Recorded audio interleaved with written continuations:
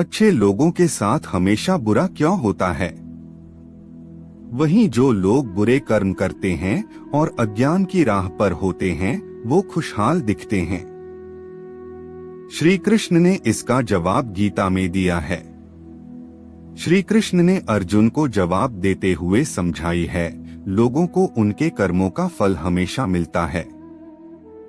आपने महसूस किया होगा कि जो लोग अच्छे कर्म करते हैं वो परेशान रहते हैं, वहीं जो बुरे कर्म करते हैं वो खुशी से रह रहे होते हैं। अच्छे कर्म करने वाले परेशान होते हैं कि आखिर उन्हें इतनी परीक्षा क्यों देनी पड़ रही है, जबकि जो अधर्म की राह में हैं वो खुश हैं और जिंदगी का लुत्फ उठा रहे हैं। अगर आपके मन में भी ये सवाल आया है तो आज हम आपको इसका जवाब देंगे। ये जवाब वो है जो भगवत गीता में लिखा है और श्री कृष्ण ने अर्जुन को दिया था। भगवत गीता में वर्णित कथा के अनुसार जब भी अर्जुन के मन में कोई दुविधा होती थी तो वो श्री कृष्ण के पास पहुंच जाते थे। एक बार की बात है, अर्जुन भगवान श्री कृष्ण के समीप आकर कहा कि वो दुविधा में हैं और इसका जवाब वो श्री कृष्ण से चाहते हैं। श्री कृष्ण ने पूछा कि क्या सवाल है? अर्जुन ने कहा, मुझे ये जानना है कि अच्छे लोगों के साथ हमेशा बुरा ही क्यों होता है, वहीं बुरे लोग खुशहाल दिखते हैं। अर्जुन के मुंह से ऐसी बातें सुनकर श्री कृष्ण मुस्कुराए और कहा, मनुष्य जैसा सोचता है और महसूस करता है वैसा कुछ नहीं होता है, बल्कि अज्ञानता की वजह से वो सच्चाई नहीं समझ पाता है। अर्जुन उनकी ये बात समझ नहीं पाए। इसके बाद श्री कृष्ण ने क्या कहा वो जानते हैं।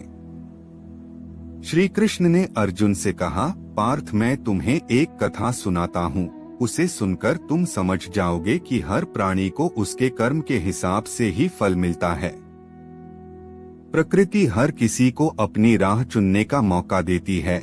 अब वो मनुष्य की इच्छा पर निर्भर करता है कि उसे धर्म की राह चुननी है या अधर्म की।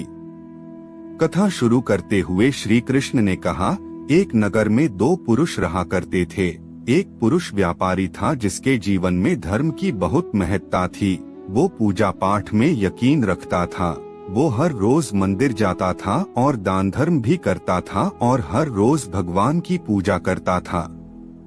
वहीं दूसरा पुरुष बिल्कुल विपरीत था। वो हर रोज मंदिर तो जाता था लेकिन पूजा करने नहीं बल्कि मंदिर के बाहर से जूते चप्पल चुराने। उसे दान और धर्म से कोई लेना देना नहीं था। समय बीतता गया और एक दिन बहुत जोर की बारिश हो रही थी। इस वजह से मंदिर में पुजारी के अलावा कोई नहीं था। ये बात जब दूसरे पुरुष को पता चली तो उसने कहा कि ये सही मौका है मंदिर का धन चुराने का। पंडित से नजर बचाकर उसने मंदिर का सारा धन चुरा लिया। उसी समय धर्म कर्म में विश्वास रखने वाला व्यक्ति भी मंदिर पहुंचा। दुर्भाग्य से मंदिर के पुजारी ने उसे ही चोर समझ लिया और चिल्लाने लगे। वहां लोग एकत्र हो गए और उसे बहुत मारा। किसी तरह वो बचते बचाते वहां से निकला तो दुर्भाग्य ने उसका साथ वहां भी नहीं छोड़ा। मंदिर के बाहर वो एक गाड़ी से टकरा गया और घायल हो गया। फिर वो व्यापारी लंगड़ाते हुए घर जाने लगा तो रास्ते में उसकी मुलाकात उस पुरुष से हुई जिसने मंदिर से धन चुराया था। उसने कहा, आज तो मेरी किस्मत चमक गई, एक साथ इतना सारा धन मिल गया। ये सब देखकर उसे बहुत बुरा लगा और उसने अपने घर से भगवान की सारी तस्वीरें निकाल दी। कुछ सालों बाद दोनों की पुरुषों की मृत्यु हो गई। मरने के बाद जब दोनों यमराज की सभा में पहुँचे और भले पुरुष ने दूसरे व्यक्ति को देखा तो उसे बहुत गुस्सा आया।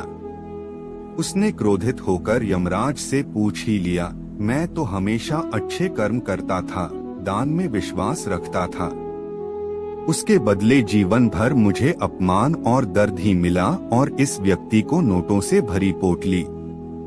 आखिर ऐसा भेदभाव क्यों? इस पर यमराज ने कहा, पुत्र तुम गलत समझ रहे हो। जिस दिन तुम्हारी गाड़ी से टक्कर हुई थी वो दिन तुम्हारे जीवन का आखिरी दिन था, परंतु तुम्हारे अच्छे कर्मों की वजह से तुम्हारी मौत सिर्फ एक छोटी से चोट में बदल गई।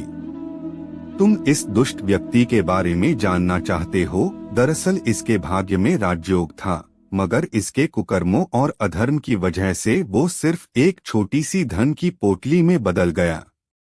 कथा सुनाने के बाद श्री कृष्ण अर्जुन से कहते हैं, पार्थ, क्या अब तुम्हें तुम्हारे सवाल का जवाब मिल गया? ऐसा सोचना कि भगवान तुम्हारे कर्मों को नजरअंदाज कर रहे हैं, ये बिल्कुल भी सत्य नहीं है। भगवान हमें कब क्या किस रूप में दे रहा है, मनुष्य को समझ में नहीं आता है। मगर आप अच्छे कर्म करते रहें तो भगवान की कृपा हमेशा बनी रहती है। इसलिए अपने अच्छे कर्मों को बदलना नहीं चाहिए, क्योंकि उसका फल हमें इसी जीवन में मिलता है। इसलिए मनुष्य का फर्ज है कि वो हमेशा अच्छे कर्म करते रहें, क्योंकि श्री कृष्ण ने गीता में भी बताया है कि किसी के द्वारा किया गया कर्म बेकार नहीं जाता है, चाहे वो अच्छा हो या बुरा।